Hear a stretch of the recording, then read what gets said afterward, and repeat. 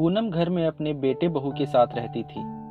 शादी के 2 साल बाद ही उनके पति महेंद्र ने ये घर बनवाया था। महेंद्र अपने माता पिता को उनका अपना घर देना चाहते थे, इसलिए इस घर से उनकी बहुत सी यादें जुड़ी थी। पहले किराए के मकान में रहा करते थे। गृह प्रवेश के पूजा पर पूनम के सास ससुर ही बैठे थे। उनकी सास बहुत खुश थी। वे बहुत ही दयालु थी। पूनम और सास दोनों की खूब पटती थी। खाली समय में पूनम और सास खूब बातें करती थी। बाप बेटे का झगड़ा भले हो जाए, सास बहू का झगड़ा कभी ना होता। दोनों माँ बेटी की तरह एक दूसरे से चिपकी रहती। कभी कभी तो महेंद्र को माँ और पूनम के मधुर संबंध को देखकर ईर्ष्या होने लगती थी। फिर एक दिन पूनम की सास हंसते खेलते चल बसी। अपने पोती की शादी देखने का बड़ी इच्छा थी, किंतु ना देख सकी। उनके स्वर्गवास के 4 साल बाद पूनम ने अपने बेटे की शादी की। फिर कुछ महीनों के बाद पूनम के पति का भी देहांत हो गया। पूनम के जीवन में अचानक खालीपन पसर गया। शाम के 4 बजे थे। आदत के मुताबिक पूनम चाय बनाने रसोई की तरफ जा रही थी। उसने बहू को पुकारा, बहू मैं चाय बना रही हूँ, तुम पियोगी? बहू बोली, नहीं मम्मी जी, मैं ग्रीन टी पीऊंगी थोड़ी देर बाद। फिर पूनम अपनी चाय बनाती है और पीकर बाहर जाने के लिए तैयार होती है और बहू को बोलती है कि आज भजन मंडली है, इसलिए जा रही हूँ, 7 बजे तक लौट आऊंगी। बहू कमरे से बाहर आई और अपनी सास को देखकर बोली, मम्मी जी, ऐसा नहीं लगता आप बाबूजी के गुजर जाने के बाद कुछ ज्यादा ही बाहर घूमने फिरने लगी हैं? सुबह शाम जब भी मन चाहा मंदिर और भजन कीर्तन के बहाने घर से निकल पड़ती हैं। घर में जैसे आपका मन ही नहीं लगता। तुम ठीक कह रही हो बेटी। पहले मैं तुम्हारे बाबूजी की सेवा में लगी रहती थी। दिन न जाने कहाँ निकल जाता था, कब सुबह से शाम हो जाती थी। दोनों बातें कर लिया करते थे, समय कट जाता था। लेकिन उनके जाने के बाद मेरा समय काटे नहीं कटता।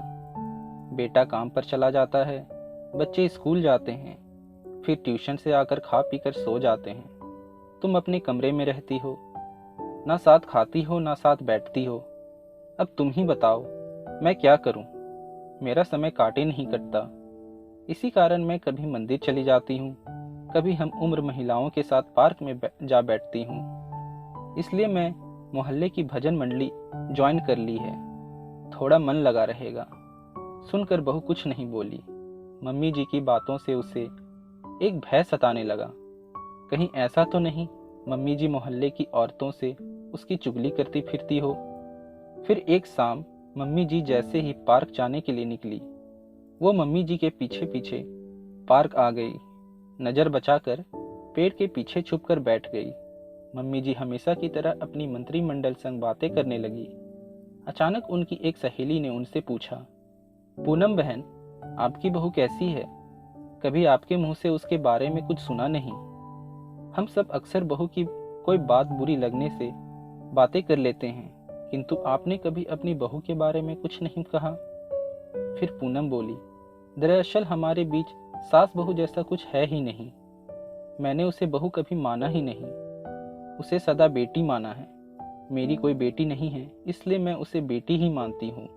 बेटी से क्या सिकवा, क्या शिकायत। वह भी मुझे माँ जैसा ही प्यार करती है। मेरी बहू बड़ी संस्कारी है, मेरे घर और परिवार का खूब ध्यान रखती है। मुझे कुछ कहने सुनने का मौका ही नहीं देती। पेड़ के पीछे छुपकर बहू मम्मी जी की सारी बातें सुन रही थी।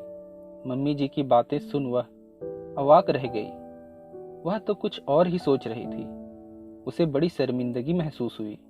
वह चुपचाप घर लौट आई और उस पल से उसने तय कर लिया कि वह मम्मी जी को अकेलापन महसूस नहीं होने देगी। बेटी बनकर ज्यादा से ज्यादा समय उनके साथ बिताएगी। दूसरे ही दिन से वह दोपहर का खाना मम्मी जी के साथ खाने लगी, शाम की चाय साथ पीने लगी। खाली समय में उनके साथ कमरे में बैठ के इधर उधर की खूब बातें करने लगी। फिर बेटे ने महसूस किया कि माँ के चेहरे पर रौनक रहने लगी है। पत्नी को माँ के साथ बैठते खाते बातें करते देख उसे बहुत खुशी हुई। अपने पति के सुंदर व्यवहार और बदलाव के लिए उसे धन्यवाद दिया। इस सुखद बदलाव से सभी खुश थे।